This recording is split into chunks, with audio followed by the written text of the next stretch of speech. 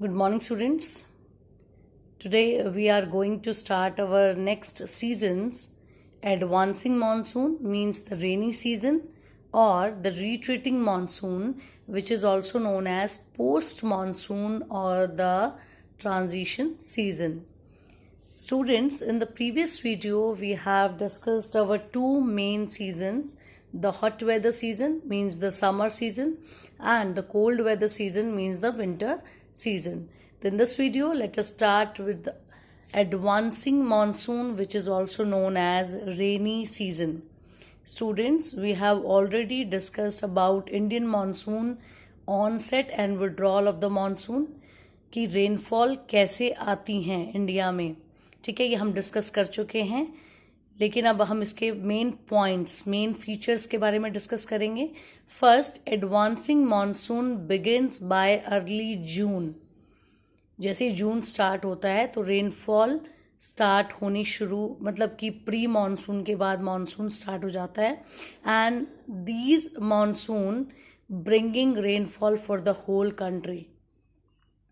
पूरे कंट्री में धीरे धीरे जब ये बारिश मानसून पीरियड स्टार्ट होता है, तो जब ये हवाएं, मतलब monsoonal wind enter in India, धीरे धीरे ये विंड्स पूरे कंट्री में स्प्रेड हो जाती है. पहले साउथ में बारिश होती है, वेस्टर्न घाट पे बारिश होती है. उसके बाद आपने पढ़ा था कि ये जो आपकी विंड्स हैं ये ऐसे फ्लो करती हैं, इधर अरेबियन सी और इधर बे ऑफ बंगाल, और फिर ये क्या करती हैं, इंडिया के अंदर एंटर करती हैं. ठीक है, ये है आपकी south west wind which flowing with an average velocity of 30 kilometre per hour. इतनी स्पीड से ये इंडिया के अंदर एंटर करती हैं and bring a totally change in the weather, means rainfall.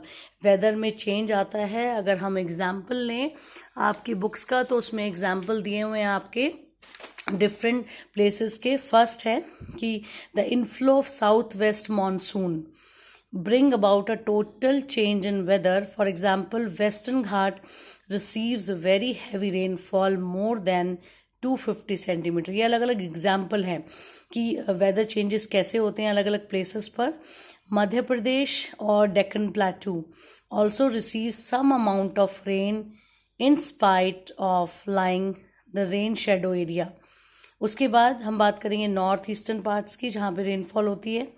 उसके बाद आता है आपका मौसम, जो आपका southern range of Khasi hills, जहाँ पे हाईएस्ट रेनफॉल रिसीव होती है. उसके बाद rainfall in the Ganga valley decreases from the east to waste.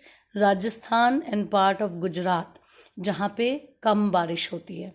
ठीक है, ये था कि how the south west wind brings a total change in the weather. अब स्टूडेंट्स, जो मानसून है, monsoon have a break in rainfall. Breaks आते हैं रेनफॉल में, means it has a wet and dry spell. 15 दिन बारिश के और 15 दिन सूखे के. This is known as the monsoon break. Monsoon break है ये. अच्छा, ये ब्रेक जो है, this break interspersed with rainless intervals. इसका मतलब यही है कि 15 दिन, कई बार आप देखते हो जो मानसून आता है तो ऐसा नहीं है कि always this south west winds contain moisture. ऐसा नहीं है कि हमेशा ये जो विंड्स हैं ये अपने साथ मॉइस्चर कैरी करें. तो कई बार ये बिल्कुल ड्राई होती हैं तो बारिश नहीं होती है, और कई बार इसमें मॉइस्चर होता है तो बारिश होती है. ठीक है, ये क्यों ऐसा, ये इंटरवल क्यों है? Because of it depend on the monsoon trough. ये मॉनसून ट्रफ क्या है जिसकी वजह से ये ऐसा इंटरवल होता है. ठीक है, ये ट्रफ का मीन्स है कि जो हमारी साउथ वेस्ट विंड्स हैं ये नॉर्थ से साउथ, साउथ से नॉर्थ, इनका एक्सेस जो है वो सर्कुलेट होता रहता है, मूव करती रहती हैं ये. इसीलिए क्या होता है कि 15 दिन बारिश और 15 दिन सूखा, ऐसा देखने को मिलता है. ठीक है, अगर इसका एक्सेस जो है वो प्लेन्स एरिया की तरफ है तो रेनफॉल बहुत अच्छी होगी प्लेन एरिया में, लेकिन जो माउंटेन एरिया है वहाँ पे बारिश नहीं होगी, वहाँ पे ड्राई स्पेल होगा. लेकिन अगर इसका एक्सेस माउंटेन्स की तरफ मूव करता है तो प्लेन एरिया बिल्कुल ड्राई होंगे और माउंटेन्स पर बारिश होगी. नेक्स्ट है tropical depression also have an impact over it. अब ये ट्रॉपिकल डिप्रेशन क्या है? Tropical depression means the tropical cyclones which also have an impact over advancing monsoon. means जो आपके यहाँ पे आपने देखा होगा कि ये जो साइक्लोन्स हैं यहाँ पे क्या है, जो वाटर है बे ऑफ बंगाल यहाँ पे है हाई प्रेशर, ठीक है, और लैंड मास पे क्या है, लो प्रेशर. तो क्या होता है कि the wind move from high pressure to low pressure, जिसकी वजह से यहाँ पे लैंड मास पे क्या होता है कि बारिश होती है. That is why the tropical depression also affected the land on advancing monsoon. Next है the monsoon known for its uncertainty. Yes, जो बारिश है वो कभी भी एक जैसी नहीं होती है. किसी प्लेस पर बहुत ज़्यादा कि फ्लड्स आ जाती हैं, किसी प्लेस पर बहुत कम जिससे कि ड्राउट कंडीशंस अराइज हो जाती हैं. That is why monsoon known for its uncertainty and it affected the farming schedule. Farming schedule को इफेक्ट करती है कि जो हमने क्रॉप्स जब बोनी है तब बारिश की रिक्वायरमेंट है, तब बारिश नहीं हुई, और जब हमें बारिश नहीं चाहिए तो फ्लड्स आ गई. तो that is why monsoon known for its uncertainty.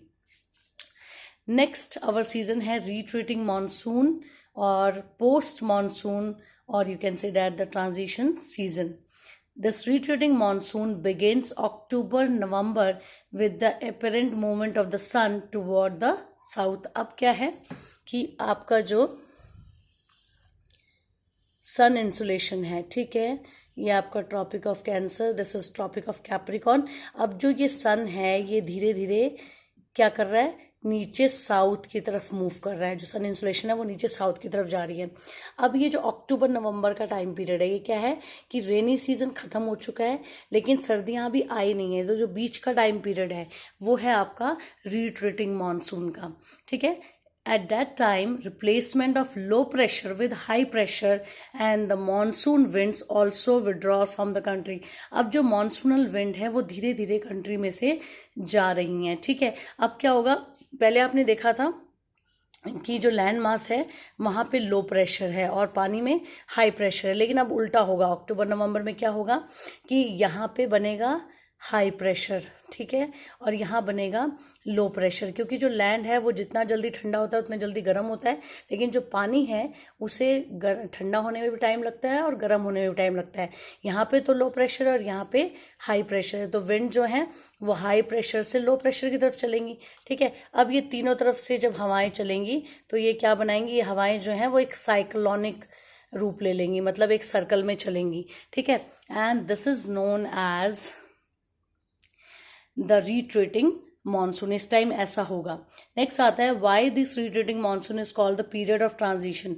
इसे ट्रांजिशन टाइम पीरियड क्यों कहते हैं, because of the hot rainy season to dry winter condition. मतलब अब हम बारिश से, जब बारिश का जो मौसम है वो ख़त्म हो रहा है और हम सर्दी की तरफ बढ़ रहे हैं, तो ड्राई कंडीशन स्टार्ट होने वाली हैं due to the phenomena of October heat. October heat की वजह से आपने देखा होगा कि अक्टूबर मंथ में, ठीक है, आप देखते हो कि जो सन है वो इधर आ चुका है नीचे, ठीक है, नीचे जा रहा है. तो धीरे धीरे क्या होगा कि अक्टूबर में हीट भी होगी, सन की जो हीट है वो बहुत ज़्यादा होगी, लेकिन जो ज़मीन है उसके अंदर क्या होगी, ह्यूमिडिटी, नमी, क्योंकि अभी रेनी सीजन गया है तो उस वजह से ह्यूमिडिटी होगी. ऊपर से सन की हीट पड़ रही है बहुत ज़्यादा, तो उससे क्या होगा कि जब हम कभी बाहर निकलते हैं तो बहुत ज़्यादा ह्यूमिडिटी होती है due to the high temperature. Humidity make the oppressive weather. October month में वेदर जो है बहुत ज़्यादा ऑप्रेसिव हो जाता है, इसीलिए इसे अक्टूबर हीट कहते हैं, अक्टूबर फिनोमेना कहते हैं.